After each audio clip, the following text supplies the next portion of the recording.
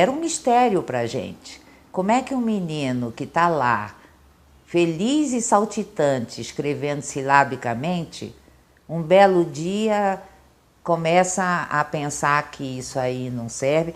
A gente até sabia que havia muitas contradições dentro do uso da hipótese silábica que faziam avançar.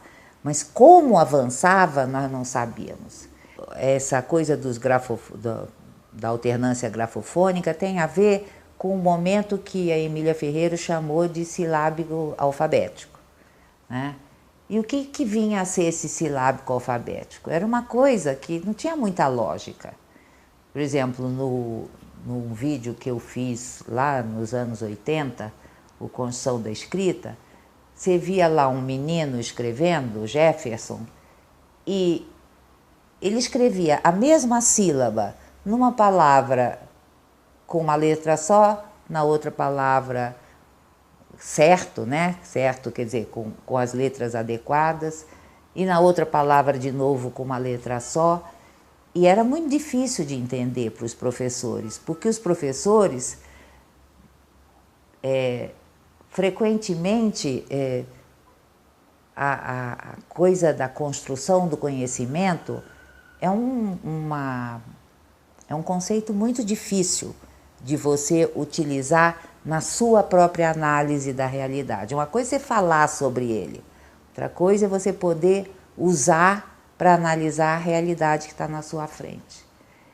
E era uma questão para nós, né?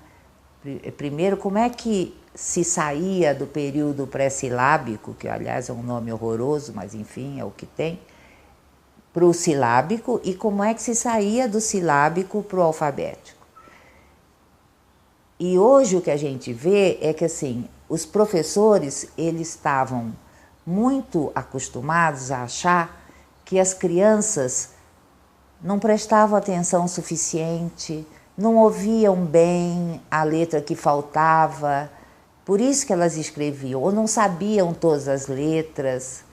Eu já vi muito professor dizer, ele é silábico porque ele só sabe as vogais, né?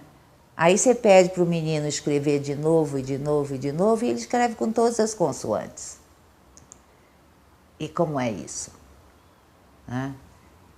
Na verdade, como a gente tem uma história na educação de uma visão empirista, onde o conhecimento vai sendo acumulado em pequenas fatias e que depois junta tudo e vira o conhecimento, e que a gente vê nos analfabetos que sabem todas as letras, que não é bem assim, né? Quer dizer, eles são analfabetos e eles sabem todas as letras, não juntam em pedaços. Na verdade, é uma mudança qualitativa muito importante que acontece. E quando a Emília focou e disse, não, ele tem um sistema silábico, mas ele é capaz de analisar a sílaba de mais de um ponto de vista.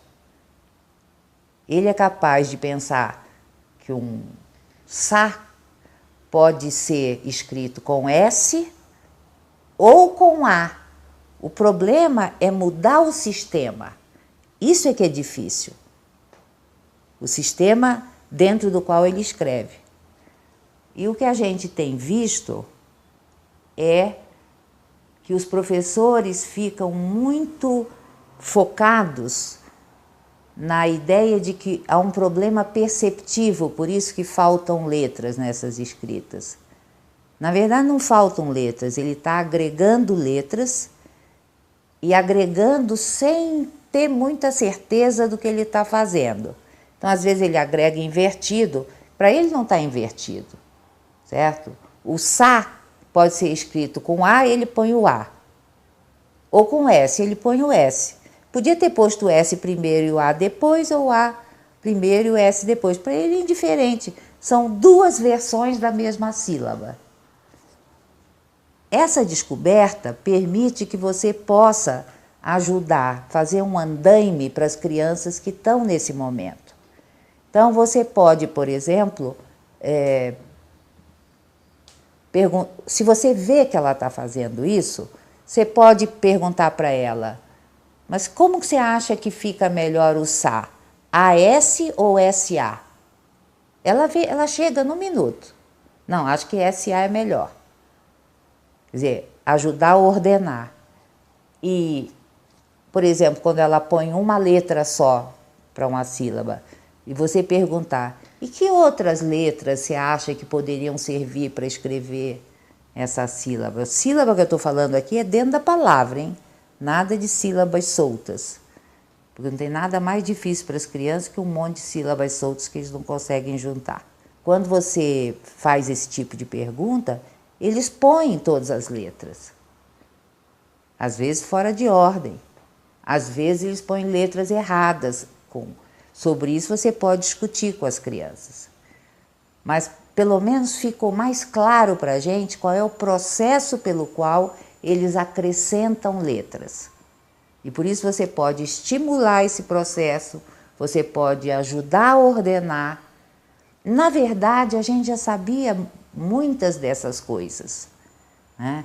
Eu sempre conto uma história de um menino que eu estava fazendo observação na classe e a professora estava dando aula e ele foi na lousa para escrever camelo, era uma lista de animais.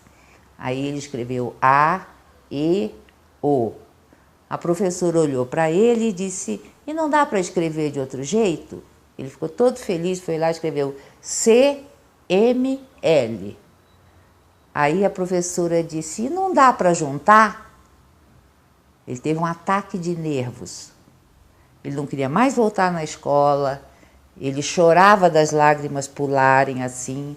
Ele só voltou para a escola porque a professora prometeu que ele ia ficar só desenhando, que ele não ia precisar mais ler nem escrever. E depois, claro, logo ele estava escrevendo alfabeticamente, porque esse menino estava, na verdade, no meio de uma crise em que ele tinha que enfiar duas coisas que cabiam no mesmo lugar e ele não sabia como. Ele sabia todas que cabiam no lugar, não sabia como fazer para caber, que implicava numa mudança muito importante do sistema dentro do qual ele estava escrevendo. Ele estava escrevendo num sistema que dizia, para cada emissão sonora, eu ponho uma letra. Mas ele tinha mais do que uma letra para botar para cada emissão sonora. E é aí que começa a questão de como que você trabalha. Quando as pessoas achavam que era por ignorância, elas ficavam assim, mas não está faltando uma letra? Eu estou com uma monografia de uma aluna aqui, que a professora fica o tempo todo, mas não está faltando nada aqui? Mas ouve, presta atenção, olha o som, você não está vendo, não está ouvindo o que falta? E o menino fica olhando para ela, tudo gravado em vídeo. O menino olha para ela, olha para o colega, como quem diz, o que essa mulher está falando? Né? Aí era uma situação que ela dava as letras da palavra. E os meninos não sabiam o que fazia. Então o que eles faziam? Escreviam silabicamente e depois botavam uma tripa com as letras que sobravam. Né? E a professora aí no caso ficava empurrando, às vezes ela conseguia uma escrita convencional, mas na hora que os meninos iam ler, eles liam uma letra para cada sílaba, pulando a outra letra que ela tinha posto. É muito interessante. Agora, os meninos são muito inteligentes. Nós é que somos um bocado tapados, a gente não vê essas coisas. Precisa das pesquisas da Emília para a gente enxergar. Sabe quantos anos faz que eu vi o menino escrever camelo 2 vezes? Sei lá, em 85, quantos anos faz? Então, e não deu para sair uma ideia da minha cabeça depois de ver isso. Estava tudo lá.